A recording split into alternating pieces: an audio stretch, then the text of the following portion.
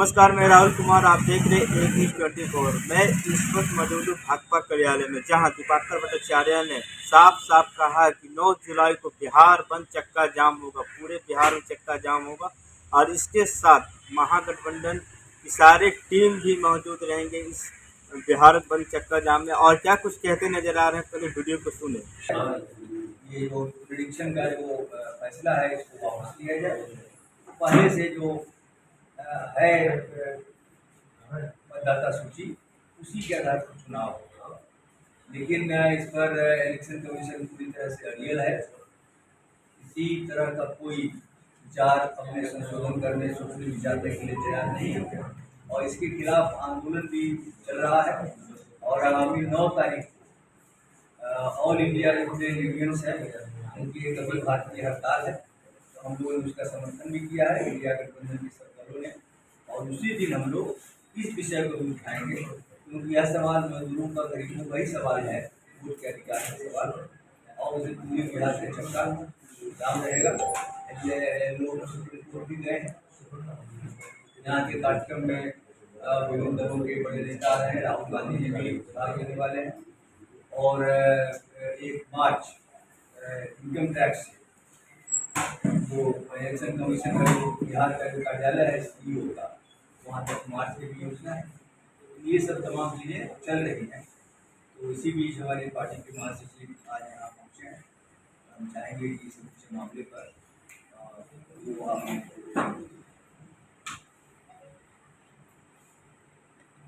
आप लोग को जानकारी होगी, हम लोग इलेक्शन कमीशन से दिल्ली में मिले थे और दिल्ली में इलेक्शन कमीशन का रुख बिल्कुल अच्छा नहीं। बिहार में जिसको भी पता चल रहा है, पहले तो पता ही नहीं था लोगों को कि मामला है क्या। जैसे जैसे लोगों को जानकारी मिल रही है, पूरा बिहार परेशान है। लेकिन चुनाव आयोग बिल्कुल बेफिक्र है, बहुत आराम से कह रहे हैं कि बस ठीक हो जाएगा। इसीलिए हम लोग सुप्रीम कोर्ट में भी गए हैं और जनता की अदालत में भी, क्योंकि जो SIR बिहार में चल रहा है, ये पूरे हिंदुस्तान के चुनाव के इतिहास में पहली बार ऐसा कुछ हुआ। कोई भी अगर कह दे कि भाई इससे पहले भी होता रहा है, 22 साल पहले भी हुआ था, वो आधा सच है। इस तरीके का, इस तरह का जो बिहार में हो रहा है, ऐसा कोई पुनरीक्षण इससे पहले हिंदुस्तान में किसी राज्य में कभी नहीं हुआ। और ये जो चुनाव आयोग अभी बहुत संविधान की बात कर रहा है कि संविधान की धारा के मुताबिक हम इसको कर रहे हैं, तो सवाल उठता है क्या पिछले 70 साल से जो देश में चुनाव हो रहे थे संविधान के आधार पर नहीं हो रहा है? क्या अभी 2024 में जो लोकसभा का चुनाव हुआ वो संविधान के आधार पर नहीं हुआ? इससे पहले इतने मुख्य चुनाव आयोग आए, PN शेषन साहब भी थे, कितने लोग आए गए, और ये को क्या संविधान के आधार पर काम नहीं कर रहे थे? अचानक यही चुनाव आयोग जो नया है, नया तो हम लोग जानते हैं कि एक ही बात नहीं है।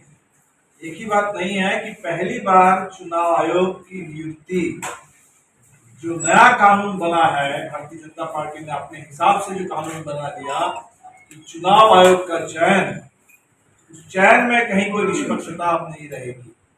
चुनाव आयोग का चयन पूरी तरह से सरकार के हिसाब से होगा, क्योंकि उसमें 3 लोगों की कमेटी होगी। 3 लोगों की कमेटी में 2 प्रधानमंत्री और 1 मुख्यमंत्री होंगे। फिलहाल उसमें मोदी जी और अमित शाह हैं।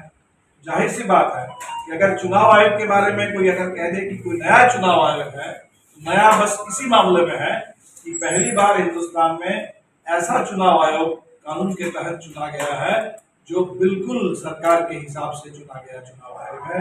इसमें निष्पक्षता नाम की कोई चीज नहीं है। और शायद उसी का हम लोग देख रहे हैं कि चुनाव आयोग ने वैसे संविधान की व्याख्या कर दी, इससे पहले किसी चुनाव आयोग ने हिंदुस्तान के इतिहास में कभी किसी चुनाव आयोग ने नहीं किया था। किसी चुनाव में ऐसा नहीं हुआ। तो पहली बात तो हमें लगता है कि जो हो रहा है, हम लोग तो समझते हैं कि ये बिल्कुल संविधान की भावना के खिलाफ है, क्योंकि आप पूरे लोगों को 2003 के बाद जितने लोग वोटर लिस्ट में जिनके नाम चढ़े, आपकी नजर में उनकी नागरिकता संदिग्ध है और उनको नागरिकता साबित करनी है। आप डाउट कर रहे हैं और अब असम में चले जाएंगे तो असम में पिछले करीब 30 साल से यही चल रहा है। एक हिस्सा वोटरों का उनको कह दिया गया डी वोटर, डाउटफुल वोटर। अब यहाँ पे आप कह रहे हैं कि डाउटफुल की नागरिकता ही संदिग्ध है। वो डाउटफुल वोटर जो है उनका एक हिस्सा चला गया डिटेंशन कैंप सेंटर में, एक हिस्सा उनमें से कुछ लोगों को अब डिपोर्टेशन किया जा रहा है कि आप बांग्लादेश चले जाए, और बांग्लादेश से फिर वापस बांग्लादेश भेज रहा है कि हमारे नागरिक नहीं, आप ही के नागरिक हैं। और भारत सरकार ने मान भी लिया कि हाँ हमारे ही नागरिक थे। तो नागरिकों को लेकर के अब पूरा खेल चल रहा है फुटबॉल की तरह, कभी इधर कभी उधर, इस सीमा पर कभी उस सीमा तरफ। ये खेल अब बिहार में भी आ गया। अब समझ लीजिए इस खेल का मतलब है कि जहाँ करीब करीब अभी अगर 8 करोड़ एडल्ट पॉपुलेशन है तो 8 करोड़ एडल्ट पॉपुलेशन में 4.5 से 5 करोड़ लोग इसके दायरे में आए। जो 2003 में थे वो भी बहुत सेफ नहीं है, उनको भी फॉर्म भर के देना होगा। अगर उनसे फॉर्म भरने में कहीं कोई चूक हुई, कोई गलती होगी तो 2003 में रहते हुए भी वो मतदाता सूची से बाहर हो जाए।